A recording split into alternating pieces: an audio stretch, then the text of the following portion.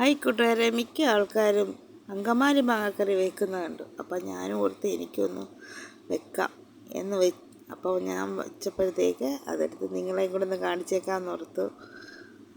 അപ്പം എങ്ങനെയാണ് വെക്കുന്നതെന്ന് ഞാൻ വെച്ച രീതി പറയാം.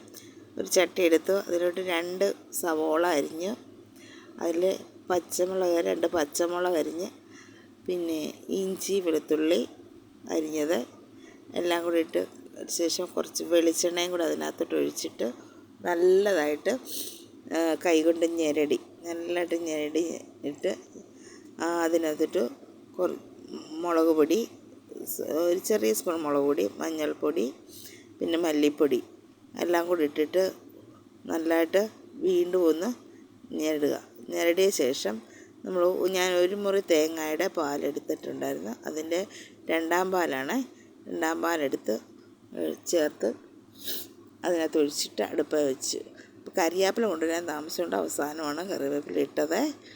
അപ്പം ഞാൻ ഒരു മാങ്ങയാണ് എടുത്തത്. അതിനകത്തോട്ട് സ്വല്പം മുളക് പൊടി, സ്വല്പം മഞ്ഞൾപ്പൊടി, സ്വല്പം ഉപ്പ് എല്ലാം കൂടി ഇട്ടൊന്ന് തിരുമ്മി വെക്കുക.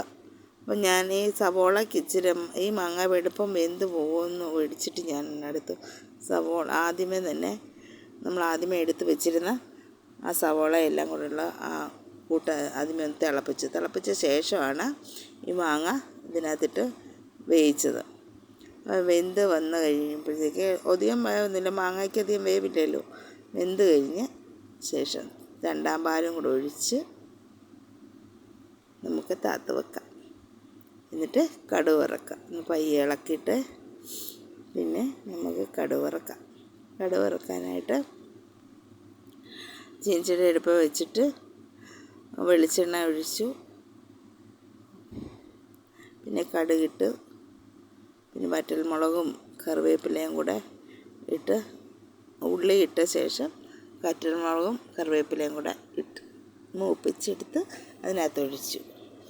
അപ്പോൾ സൂപ്പർ ഒരു അങ്കമാലി മാങ്ങാക്കറി വെച്ചു. സൂപ്പർ ടേസ്റ്റായിരുന്നു. നല്ലതാണ്. നിങ്ങളും ഇതുപോലെ ഒന്ന് ട്രൈ ചെയ്ത് നോക്കുക. ഇഷ്ടപ്പെട്ടാൽ ലൈക്ക് തരിക, കമൻ്റ് അറിയിക്കുക. പിന്നെ സബ്സ്ക്രൈബ് ചെയ്യാത്തവരുണ്ടെങ്കിൽ ഒന്ന് സബ്സ്ക്രൈബ് ചെയ്ത് സപ്പോർട്ട് ചെയ്യണേ. ഓക്കേ, പുതിയൊരു വീഡിയോ ആയിട്ട് വരുന്നത് വരെ ബൈ. Thanks for watching.